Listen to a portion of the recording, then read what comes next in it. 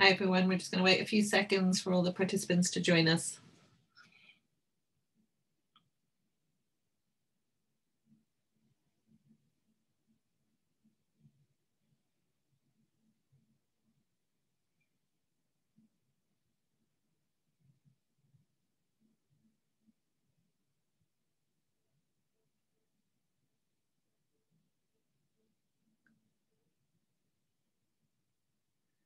Okay, so welcome to our third and sadly final day of GGE Conference 2021.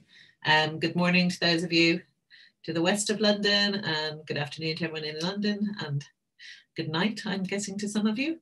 So today we have 3 sessions like we had yesterday. So we're going to start with a session on helping students succeed in economics, which we'll get going with in a minute. In an hour, we have our final panel of the conference, which is hosted in partnership with the Royal Economic Society and is an excellent panel on best practice and new ideas for teaching econometrics. So if you haven't registered for that one, you can still register on the website. And then at 5 o'clock in UK time, we have our final networking mixer. Today's one is sponsored by MobLab, who run gaming software. So people who like to run games and experiments in the classroom. So please do come along to that. We've had some really great conversations in that last hour.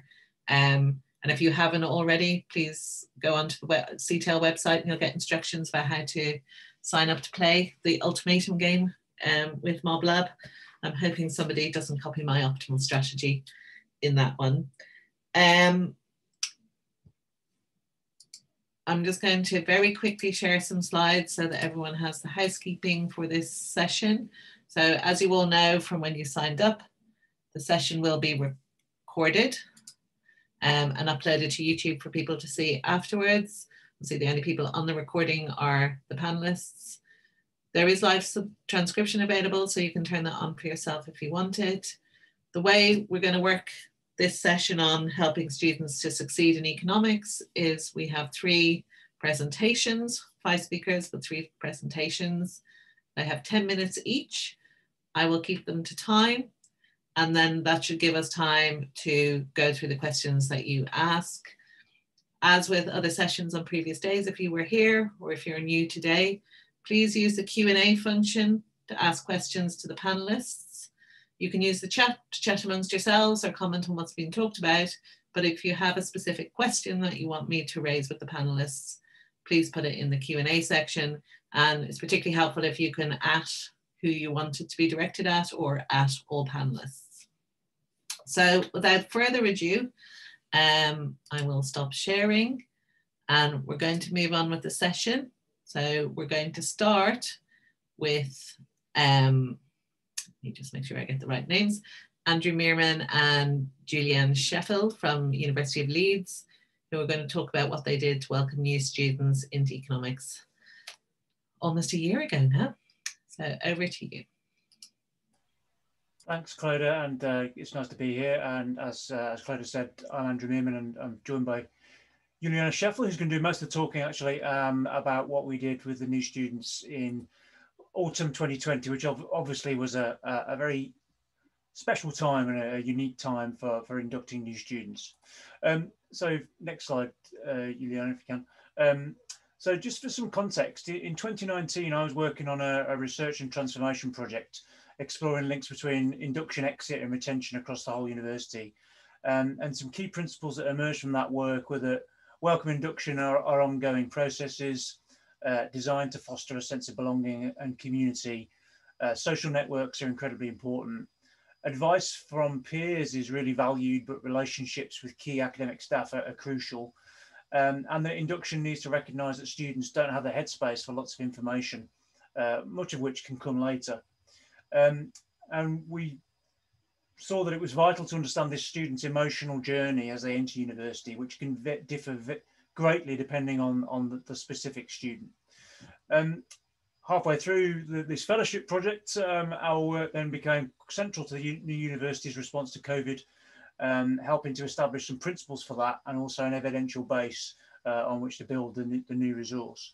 So And if the next slide, the university built something called Getting Started at Leeds, which is a Blackboard-based wrapper, mainly for existing resources, sharing practice across the university and curated so as to guide students through at their own pace when they wanted to. So it provided students with the basic information, but also ways into other resources for deeper exploration. So this work was designed to take the burden off schools and faculties so that they could focus on building community and establishing that sense of belonging. So as part of the process of this, Juliane and I met to discuss all of the above, all of these principles, and really focused on those underlying principles of welcome and induction. And that hopefully helped underpin what she did with the economics students. So I'll hand over to her now. Thank you, Andrew. So what you see on the right-hand side here is essentially a screenshot of this resource that we used. And then what we did is we populated it. So each program was allocated a specific space to populate it really with information about themselves. And what we tried to do is we wanted to keep it really personal. So we had a lot of messages from different people that are important, as Andrew mentioned, crucial people, for example, the head of school. We also had welcome messages from student societies or from module leaders, really to introduce the modules. But really crucially were, as we mentioned before, these personal tutors, or call them academic advisors, really. So these messages were really a minute long and introduced themselves really shortly to who they are and gave a little bit of a personal touch. And then one thing that we didn't really do so well in previous years was, because we have really big programs, is to allow students a space to ask questions. So what we did this year is we had this Padlet where students during that induction week were able at any point in time to ask us any questions about anything that was going on, but also to read really anonymously, this is important, but also to read really messages from others beforehand so they could potentially see already some questions to their questions they may have had here. So that is something that we definitely need to keep, because often it was really difficult for students to know who to contact if they had questions. Now, we were really clear about the structure of the induction week. So for us, it was really important to allocate each day and have a really specific purpose for each of the sessions. So the first sessions that we had was really a welcome to the division. So it was introducing us, introducing the university, but also allowing the students to meet each other. I'm going to come to that later as to how we did that, but this was really a nice and really nice introduction really to that day. And then on Tuesday, we left it free purposefully because we wanted students to organize themselves, get settled in, and so on. On Wednesday, the session that we had was a session where the academic advisors or personal tutors started to really meet with their students. So that was important because in previous years, we had personal tutors allocated to their students only by week 2 or so, and that was often a little late. And we thought that this year it was really important to meet the personal tutor early on, so to be really that academic anchor, so to say, to ask any questions to. And it was also important during that meeting that the personal tutor was joined by a second-year student who was able to give some more advice as to from their perspective about what best to do at university, about their own experience and so on. And then on a Thursday, we organized a social event, our first social event, something that we do regularly every second week in relationship with the Economic Society. We call it Lunch with the Economists. And that session was, the purpose of that session was really to introduce them to research. So the main topic of that session was what can we learn, or what is economics taking in from 2020? So how does it impact different areas of economics? And that was very well attended. So we invited all students from all years to that event and introduced them to research a little bit, and had very lively discussions. And then the Friday session was really the wrap-up session where we talked about preparing them for the weeks to come, how to deal with this online world, and so on. Important, Andrew mentioned before that we really tried to integrate these resources from university into the session here. But we didn't just do that in a static way. We really wanted it to be practical. So in this case, for example, what we did is each of these sessions here was held on a different platform so that students already in that first week were introduced to these different platforms. So to Microsoft Teams, Zoom, and so on, something that they will see in their in their teaching anyways. Now, community building was really, really, really crucial, and we thought really hard about what we could do. So in previous years, what we did is we had a campus tour that was really important. So it was a campus challenge, essentially, where students were able to form the first friendships, and we're also able to talk to older students. And it was really hard for us to replicate that because we couldn't be on campus. So what we tried to do is on Monday, we essentially started out by putting students into breakout rooms. We talked about that yesterday in one of the sessions, used it as a warm-up really to the session. But then importantly, we thought, and this was coming out of one of the discussions I had with Andrew, we needed to give students a challenge, something, a task to do in order for them to really work with each other in this online world. So what we did is we gave them a task to produce either a video or a poster on this interesting topic, right? So on the topic and how is economics impacted by working from home, or how are people impacted by that? So what we did is we allocated also a brief to that, or we had a brief accompanying that essentially pointed students to important resources that university provided them with. So for example, resources from the library about how to do a poster presentation, or the resources that Andrew mentioned before, how to collaborate on different platforms, etc. So that was really our sneaky way to not give them a campus tour, but rather a tour of resources and induct them in this way to the things that are really, really important for the semesters to come. One thing that was also an added bonus is that students in the main economic module that was coming in the first semester was assessed by a group essay. So this exercise really helped them to work together and collaborate, and was really, really important. Students then had to send us their posters or videos by Thursday. We only received posters, 45 of them. And remember, these groups were between 3 to 6 students big. So we were really, really happy with what we received. And then on the Friday session, we then awarded the best prizes to students. And it was really nice to see how students were happy when they got the prize, or when they were not so happy when they didn't receive it. But that really helped with community building quite a bit. Just to show you the final poster, one of the winning posters here, we thought it was perfect. It was amazing because it essentially looked at how working from home impacted different groups in society by wrapping it around this really nice topic of a family. Yeah, Andrew, back to you. Yeah, thanks, Juliane. So, I mean, very briefly, and obviously we're very happy to take more questions. Some key lessons that we've learned from this. I mean, we were trying quite hard to align the central activity with the local activity, and therefore it was key that Juliane understood the overarching philosophy and the objectives of induction that were established centrally. And it was also really important to share some good practice across the university on the specifics of online induction in particular. So in that sense, conversations between the two of us became really, really important to the design of this process, which may seem obvious, but it's something that can get lost, that this sort of relationship building is really important. However, as it turned out, because of the time pressure, information about the details of that institution came a bit late.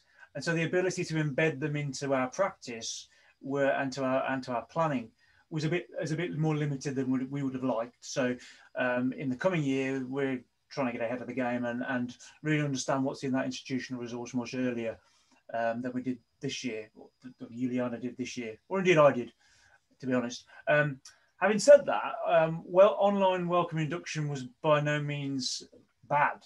In fact, it worked really well and better in some cases. And so much of the approach that we took is going to be used again. So there'll be, as I say, a revamped institutional resource that all students can use, and that we can sort of use as a platform. Plus the use of the local videos by our colleagues to introduce themselves and just say something about their module.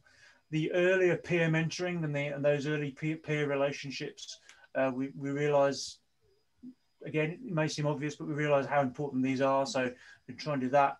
And also meeting personal tutors right from the go is incredibly important. And it proved very important last year because obviously students felt much less anchored than they otherwise would do. But we think that looking to the future, it's just as important to keep these things. So many of these features that we hadn't really done before, but were sort of forced into doing so by the pandemic situation, are going to be retained, and we think helped improve the experience for our students as much as they could have been at this time. So thank you, Andrew. Thank you. That's great. Really interesting, and you've done, I think everyone was grappling with this, waiting for information from centre and trying to do their own thing. So really great work on there. As mentioned earlier, please put your questions for Andrew and Juliana in the chat, or sorry, in the Q&A. I need to get this right. And we will come to them in about 20 minutes. I'm going to hand over to Eric Chiang, who's from Florida Atlantic University. And he also has a 10-minute presentation. So over to you, Eric. Great, thank you very much. This project is titled Gender, Social Accountability, and Commitments. Does Anonymity Matter? And is joint work with Amanda Felke from Lake Forest College and Eva Ziadullah from the University of Notre Dame. The motivation for our work is the result of something all of us as instructors face, and that is the tendency of students to wait until due dates to work on assignments and to study for exams very close to the exam time. This problem of procrastination we found to be worse when classes are online or asynchronous, as many of us had to deal with during the pandemic, because we do not have as many opportunities to keep students on track with the course content, such as in a face-to-face setting. And many prior studies have shown that studying content in small chunks over a longer period is much more effective for content retention and leads to better performance and scores. So my colleagues and I wanted to find a mechanism to help students focus on a little bit of content every day and to provide an incentive for students to follow through with these commitments. So we were looking for something more than just a simple nudge. So we used a new program called Pro Habits, which allows instructors to send daily small tasks to students via text message in the morning, but in addition, includes a commitment button that students can opt into.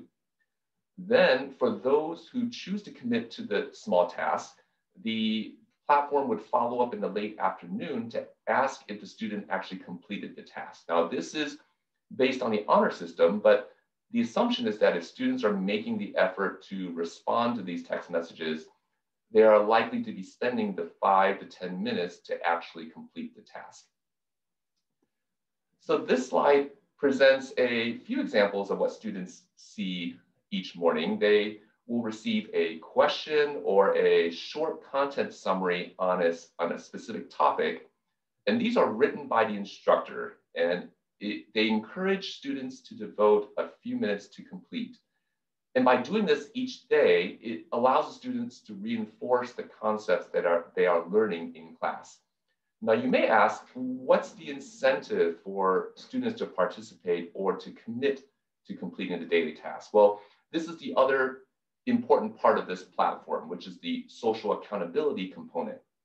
Each student is placed into a team of up to 10 students, of 10 classmates, and they will see each other's actions, such as when they are completing the task, as well as how they compare with their classmates on a leaderboard that is updated each day. In other words, what this platform is doing is providing a gamification element that increases the cost of not following through with one's commitments. This follows other types of social accountability examples, such as weight loss programs or, for example, company retirement savings programs, where the gamification of the activity leads to more participation. In a previous paper that we published in the AEA Papers and Proceedings, we showed that these commitment devices with social accountability were effective in increasing student engagement and performance. However, we wanted to explore the effect of the social accountability further, given that this is the key element driving students to complete the task. So in this experiment, we randomly assigned each team of students a different type of leaderboard. Some groups saw the actual names of students on the leaderboard. Some groups did not see the names, but only the gender of the students, along with the numerical identifiers, such as female student 125, and some groups saw only the numerical identifier. Thus, our main question in this paper is whether anonymity matters in motivating students to engage in the activity. So before we present the empirical model, let's summarize the process in this simple game tree. Students must first decide whether to participate in the activity, which requires them to complete a survey, as well as agreeing to receive daily text messages over the period of the experiment. Then students must decide whether to commit to the small task that is sent to them each morning. And finally, regardless of whether they commit or not, they must choose whether to actually complete the task. So this figure summarizes the procedure where we conducted the experiment between two major exams in our principles courses. And during this period, students received the commitment devices as well as the leaderboard, which shows either the full names of students, only the gender, or complete anonymity. For our empirical model, we use a linear probability model, and we estimate two dependent variables, which are engagement, which is the number of times a student completes a task, and performance, measured as the student's exam score relative to the class mean. Our main explanatory variables includes the anonymity treatment, along with the gender treatment, and a set of control variables that includes the student's prior exam scores prior to the experiment, along with demographic variables and course fixed effects. The descriptive statistics for our dependent variables, we run the regression with the entire sample as well as with the female and male samples separately, so we can see if there are any patterns between different genders. And our descriptive statistics for our explanatory variables are mostly fairly standard, so I won't spend much time on this slide. Let's, for the sake of our short amount of time, we'll proceed directly to the results. So there are two key results in our study. The first set of results focuses on the anonymity treatment and the gender treatment on the engagement dependent variable. Here we find that the names of students, when the names of students are shown on the leaderboard, students overall are less likely to be engaged in completing the tasks. But this negative effect is greater for male students than for female students. In other words, male students are more likely to feel that the social accountability pressure of having one's name appear on the leaderboard makes it less desirable to engage with the content. But when it's only one's gender that appears on the leaderboard, this negative effect on engagement is much smaller. This suggests that when leaderboards are anonymous, students are more likely to engage with the material, and this is more pronounced for female students. In our second set of results, we measure the effect of our social accountability treatments on exam performance after the experiment. Now remember that in our previous study, we found that these commitment devices with social accountability, they improve student performance overall, but we expand on this finding to show that female students actually perform better when the leaderboards are not anonymous. In other words, when leaderboards reveal the full names of students, female students tend to do better on exams. And all of our control variables, which are not shown here, are mostly as expected. As far as the implications, our results show that commitment devices with social accountability can mitigate the problem of procrastination among students, but the effects may be asymmetric. Social accountability via leaderboards may actually reduce engagements when the names are not anonymous. However, female students tend to do better when the leaderboards are not anonymous. So these findings can help us devise better strategies for motivating students, especially as more classes are being offered online and with more flexible due dates that are more prone to procrastination. So to conclude, I'd like to briefly describe how we plan to extend this work. Specifically, we want to further emphasize the effects of the leaderboard by studying how students respond to what they see. For example, do male students respond more strongly when there are other male students or female students ahead of them on the leaderboard? And how do female students respond to the same situation? Or does gender composition of leaderboard just doesn't matter at all? So these are some of the gamification elements that we plan to explore further in order to gain a better understanding of what motivates students to stay engaged with course content. So thank you. Thank you, Eric. Absolutely fantastic timing.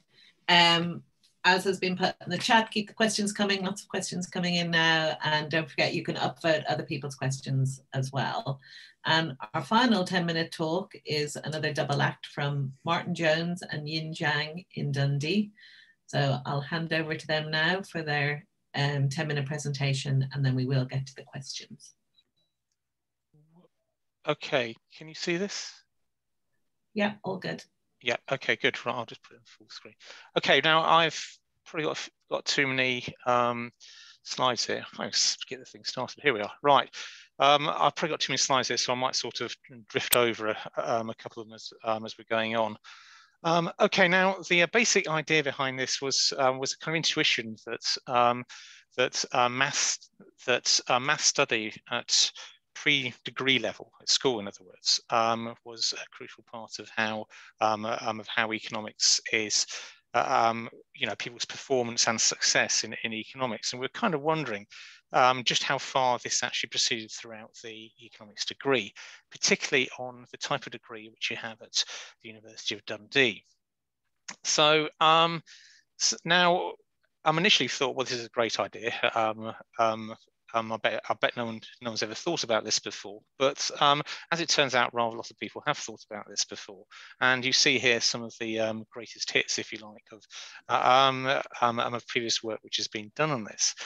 I think the main difference between what we're doing now and what's been done previously is that we're looking at students' performance at the start of a degree and also at the end of the degree. Now, I should emphasise that this is all kind of preliminary work, and we're not sort of and we have a long road to actually go down before we finish. Okay, now there are three basic issues which affect us when we look at this kind of thing. The first thing is that of course, is that maths skills might improve throughout a degree, especially if you have specialist maths teaching within an economics degree. But also, our measurements might be skewed because students within a very flexible degree can actually move out of modules and programs which have rather lots of maths involved in them into mathematically easier modules or programs. And finally, there may be other characteristics which might affect people's maths performance. So, for example, do they come from a country where maths teaching is very rigorous indeed? Okay, the degree which we're interested in, naturally, is the University of Dundee undergraduate economics degree. It's a very weird beast, to say the least. It's a 4-year degree, and the first 2 years you do very little economics at all. Okay, in fact, you only really specialise in economics in the 3rd and 4th year. Economic studies, which is the department me and you're in, have no less than 4 economics programs, and even within those programs, there is a large number of choices you can make between different modules. So it's a very flexible degree where students do have a lot of choice, and they have the chance to kind of move away from the topics which they don't like. So end results which we produce in this session this extreme flexibility has to be borne in mind, and it's something we intend to investigate in the future. The data we use comes from student records at the University of Dundee after some very intensive negotiations with the University of Dundee registry. It's over 5 years with entry points ranging from 2012 to 2016, because what we wanted was the same students from their entry point through to when they finished. And also, we didn't want things to vary too much. We had a series of exclusions, which we'll which I've kind of listed down here. So the students in various courses were not doing economics degrees, if they'd withdrawn from the university, if they're direct entry, or if we simply didn't have enough information on their school leaving qualifications. The dependent variable was two things: their performance in year one, which was based around the core module for first year economics, and the performance in year four, which is an average across all of their modules in year four. The reason being, as I said, in the first 2 years, they don't actually study a huge amount of economics. We use the Z score based on the individual cohort's average and standard deviation, which controls for heteroskedasticity resulting from perhaps different assessment regimes or different marking schemes throughout the years. The independent variables, again, all of this is taken from student records. Their preparatory schooling, so in other words, what they got in their final exams. Did they do maths? What score did they get in maths? Did they do economics? What score did they get in economics? And then all the other subjects combined together. And in order to make things uniform, we use the UCAS tariff system in order to represent the scores. So in principle, we'll come back to this, everything should be comparable. Age and entry, the gender, country of domicile, and also, as I said, Highers, whether they did Highers, the Scottish qualification, or some other thing instead. The reason why Highers is different, as you can see from this table, is that on average, for reasons which we can discuss if you want, people seem to take more Highers and hence get more tariff points than is the average for the rest of the UK, or indeed for other qualifications. Here is the structure of the sample, and as you can see, we had slightly more students more recently. These are students who are actually on economics degrees going through into all 4 years.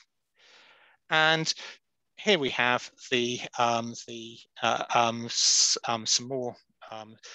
more basic statistics, which is basically just looking at the proportions in the average tariff for maths, average tariff for economics, and for other subjects all summed together, and also the proportion of females and the proportion of women, and the age on entry, and the proportion of students who are admitted with the Highers or advanced Highers, which is the main Scottish school leaving certificate. Okay, now what I'll do now is I'll stop sharing and I'll hand over to Yin. Okay, far away. Thanks, Martin. Yin, just so you're aware, you've about 3.5 minutes, but you can have a couple. Sorry.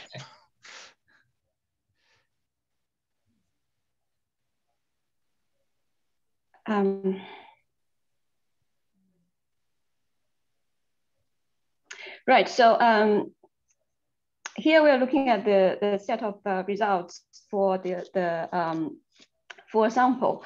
I think there are 3 things to note. Number one is the coefficients on the 3 qualifications variables are all positive and also statistically significant, as you can see from there. And in terms of relative magnitude, it is obvious that the math qualifications have the strongest effect, followed by the economics qualifications. And then the last one is the qualifications for other subjects. And the second thing to note is that other things being equal, and the students who are admitted on Highers or advanced Highers tend to underperform their peers by about 1.4 grade point on the Dundee grading scale, and that translates to about 5 to 7 marks on the percentage scale.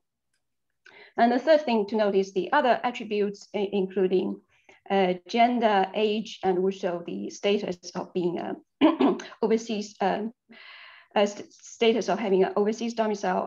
They are all statistically insignificant.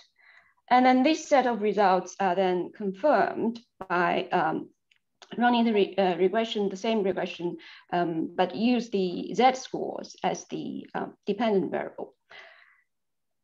As Martin has mentioned, that our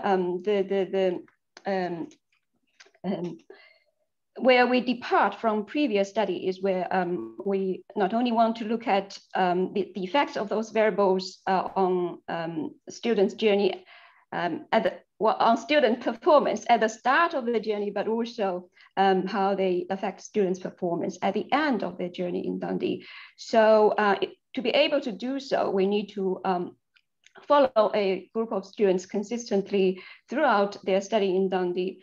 As it turns out of the for example of 238 students, 61 students either exited their study at the end of year 1 or year 2, or completed a degree with no economics element in year 4. And hence we ended up with a trimmed sample with 177 students in it. As you can see from the cohort distribution, the two samples are very much comparable.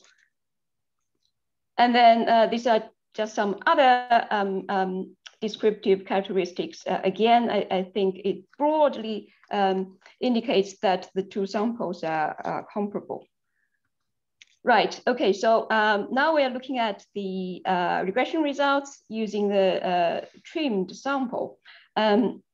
The set of results on this slide for the dependent variable using the raw marks of students' performance as the dependent variable.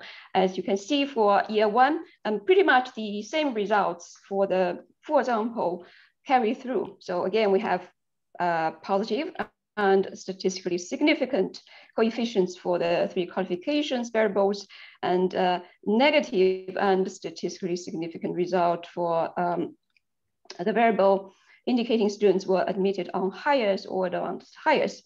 And then if we look at year 4, this is say it's just 1 minute, please. Okay, so, for year 4, the big difference is that the math qualifications variable is no longer significant, but the overseas domicile variable becomes negative and significant, and then the admission on highest and advanced highest becomes insignificant.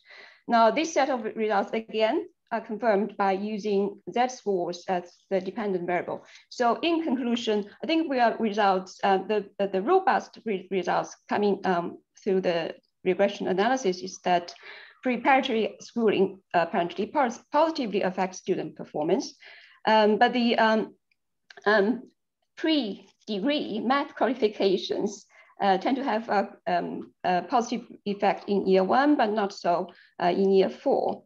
And also, I think other things being equal, students admitted on Scottish highest tend to underperform their peers. So for in terms of future research, we will be interested in looking at what explains the declining importance of math skills as explanatory variable for the for student performance. Yes, that concludes our presentation. Thank you very much. Well done, everyone, on the timekeeping. Can I ask one of the co-hosts to turn my camera off to turn my camera back on, please? Lovely, thank you. I'll give everyone 10-15 seconds to have a quick look through the many questions that we have and either add your own or upvote them. And then I will direct them to various people as we're going along. I can see that Eric's co-author gave some sort of practical answers in the chat. So I will bear that in mind when I'm going through the panel questions as well.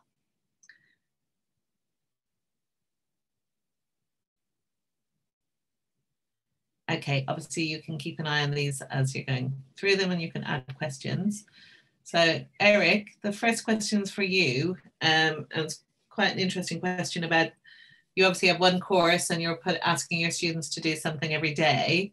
But a question from Sylvia about, well, sort of a comment, and I'm going to turn it into a question. If there's a risk of this was happening across many courses, do you think that it might be too much for students? It might create extra fatigue on them? Certainly, that is a possibility. But what we were finding is that by keeping the tasks to a very minimal time commitment, 5 to 10 minutes, that students really do find it not that onerous on their time. For example, students were like, even us naturally, when we are reading the news or we're looking at various various things on the internet, we usually spend a few minutes on every topic. So we find that the idea that we're keeping really the commitment to just basically answering one question, for example, explore one concept that maybe take more than 5 minutes. So we definitely agree. Yes, I do agree. There is perhaps some fatigue of doing this every single day. But what we do find that overall, it was much better. Even if students do feel fatigued and they don't complete the task every day, it's still better than for them waiting to the very last day to do everything. So it's we may not get the ideal response, but we still get a better response than the alternative. Great. I'm just going to move to Juliane and Andrew on a sort of similar welfare question, but nicely put by Annika around, was there anything else that you would ideally have done if you had had more time and resource for your induction? I think the short answer to that is probably no, on the basis that the problem with that week is that it's a week, and that typically that week gets overloaded with way too much stuff anyway. And one of the tasks, I think, of redesigning welcome and induction is to strip out as much as possible from it. The students are focused on making friends, settling in, learning how to cook, shop, whatever. They're not focused on academic skills and things like that. So if you want to do anything academic with them, which we try to do, it needs to be embedded in an activity where they're just meeting people and just getting to know people and that kind of thing. If you try and go too far beyond that, then you're going to overload them. They simply don't have the headspace for it. So I think the clue to the answer is in the question, where it says given more time, but we don't have more time. It's very much fixed, and students' focus is very much on not the academics. I think it's probably worth saying as well that we follow up this induction week with a year-long skills module where they learn academic skills and they work in groups to develop research skills and other things. And we also teach them in very similar groups in their economics module. So they're working together all the time, and the first stage really is just getting them to meet each other and start building some relationships that they can then develop as they go through, and that we've no need really to pack more stuff in. So that's the long answer, and the short answer was no. I guess the one thing we might have liked to do is evaluate this a little bit more formally, because I was expecting a question about, does this work? Did it work? And if we're honest, we don't really know. We do have some data that Juliane, about attendance or engagement with the first year economics module in week 2. That does seem to have actually gone up quite a lot compared with the year before. So obviously, whatever we were doing online didn't do any harm, and even though the students are facing lots of uncertainty, etc., they're still more engaged than they were in the previous year. Yes. So that's a good thing. But other than that, we really can't say whether it worked or not, and certainly for different groups of students, it's very hard to say. Thank you. And a question for Martin and Yin. So some of this, I think, comes from our colleagues in the US. So I guess some clarification on if somebody's in a program, but they haven't specialized in economics, do they still have sort of common modules in first and second year? And what's the maths training difference between hires and A-levels? Okay. Shall I go through the 3 I've got here? That's for the courses first and then go through the 3 of them, or yeah? Yeah, that's fine. Yeah, okay. Okay, how do you capture the level of effort and ability? Effort, I think, is very difficult to capture. I don't think you can recapture it within a, well, it's vanished, within a, within student records, which is what we're using here. Ability, I think, though, a good proxy for ability is our other subjects variable, which covers all of the subjects apart from maths and economics, which are studied by students. What's kind of interesting is in our results, and these are very preliminary results, is that these other subjects, this other subjects variable is it's significant both in first year and it's also significant in fourth year. It's the only thing that seems to go through. So that would be maybe a proxy for overall ability. So, you know, it's kind of following through. Efforts, I don't know, I can't really sort of, we can't tell how hard the students are trying. I suppose we could look at attendance records, but I think it would be very hard to connect them up. How maths heavy is the A-level syllabus and higher? I mean, I haven't really got much of a comparison, but my understanding is that it is A-level. Higher is basically the same as AS level, and advanced higher is the same as A-level. Now,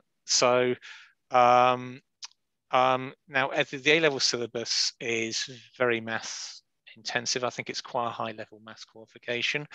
You know, you do things like matrix algebra, differential equations, integration, differentiation, vectors, etc., etc. So, I mean, it depends what you do, but that's the kind of standard at which it's at. And the last one, are students following the same course study over the 4 years or kind of different paths? Oh, yes, we have lots of different paths. In the first 2 years, this is unlike the English degrees, by the way. In the first 2 years, that's precisely what they're doing. So in the first year, they do the, you know, they do 1/3 of their time maximum in economics, and 2/3 of the time is in politics, philosophy, physics, whatever they want to study. So it is really quite, in a way, it is quite similar to the American system, although you have to study them in 4 years. You can't stretch it out over 10 years doing various random things. So, yeah. Great, thank you. Eric, there's quite a lot of practical questions about yours, but I want to sort of take you back to the philosophy a little bit. So we had a question on why you chose gender as the thing to anonymize, and also whether the size of the tasks affects the extent to which people engage and whether they think about the accountability. Yes, those are both excellent questions, and I'm glad my co-author Eva is in the chat room trying to address some of these there. I wish she was, if she was a panel, she could probably answer better than me, but definitely that, since this is still also a work in progress, we really don't have we really don't know how the size of the task really affected the effect of social accountability, because we didn't try any alternatives. We didn't try whether if it would be spaced them out more, or we tried a more complex task, for example. So that's definitely an interesting question that we could definitely explore in our next collection of data by varying the task length and complexity to see if that matters. As far as choosing to focus on gender, I think that's just more of a natural question that we have. It's just because we looked at other studies how men reacted differently from women in certain behavioral tasks. So we were really curious about measuring the sample, since we had such a wealth of data that was given us by the platform. If we could separate the samples by gender, and then figure out how what the effects were if one sample was their names were anonymous versus if they were not. So I mean, that's really one step of what we're doing, but what we're really hoping to explore, and this is what I mentioned in the extension at the end, is we really want to explore how does gender affect behavior when it's based, when the composition of leaderboard is apparent. So in other words, I think one of the questions was, they found that men tend to be more competitive, and that may be true, but are they willing to then participate? Because the social accountability adds a cost to participation. So we found that perhaps our results is showing that when names are actually shown on the leaderboards, that men are more hesitant. I don't even want to participate because I don't want to add that cost onto my life. So it's like, I don't want to commit myself into doing something where I'm going to be held accountable. And so that was perhaps what we were seeing as far as, you know, the fact that the engagement results were not as you know, as high for men as women when we were measuring that effect. But these were all, you know, excellent questions that we definitely want to explore further. And I can see Eva's They made me a panelist. Hi. So I'll jump in quickly just on the quality of the tasks, because that is a point that would vary with every person trying to implement. So we wanted to make sure that we actually stay away from the impact of the quality of the message, right? Because you could always argue that the impact that you're seeing on improvement on the exam score is based on the quality of the task and not really this method. So our point was to make sure that the tasks are exactly the same for all the groups, so that there's no difference of the content, just kind of the package around it, right? Because some of us used more like practice problems, some of us used more of a think about this topic in your everyday life. But the key was that it was identical for all of the treatment and control groups. So it's never the effect of the message and the content itself. It's only the effect of the packaging of the message in terms of how you show up on the leaderboard. Great, thank you. I think we have about 3 or 4 minutes left. So, and Juliane, I don't know if you want to explain, there's some questions about the project the students worked on, whether it was graded and how much choice they had. Do you want to explain a little bit more about that? Sure. No, the project was not graded at all. It was completely up to them to decide what they wanted to do. And so as long as it was about working from home in some aspects, so we gave them a little bit of like inspiration, essentially, what they could work on if they wanted to, but it was not really prescribed. So they could really choose whatever they wanted to, as long as it was economics. So that was it. It was not graded. We gave them a really tiny award. So the award was, I think they got a little bit of a voucher from Amazon so each of them, so it was not really a great thing. So it was not really a great incentive, but really the main aspect was them working with each other and making friends, really. Yeah, I was quite impressed how quickly you turned around the award. So I did think you probably haven't done formal grading here. One last question for Yin, but I'll ask you to be quick. What was your hypothesis about the impact of the relationship between the Scottish exam and performance? Well, our hypothesis is actually perhaps UCAS need to recalibrate the traffic points they allocate to hires. So in our sample, many of our students have completed up to 8 hires. And it also seems to be the case that their grades for hires are higher, are higher than the grades for A levels. So as you can see from the table Martin showed, on average, students admitted on hires have accumulated a larger amount of traffic points.